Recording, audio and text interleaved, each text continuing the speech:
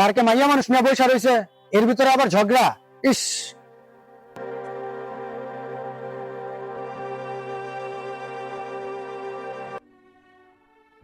কিরে, ঝগড়াটা বন্ধ করে দিলি?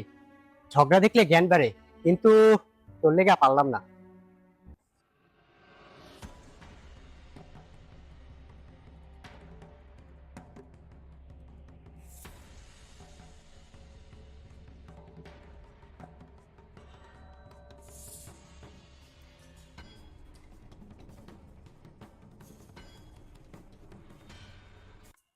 তোরা যে ঝগড়া লাগছস, এতে কি হয়েছে জানোস?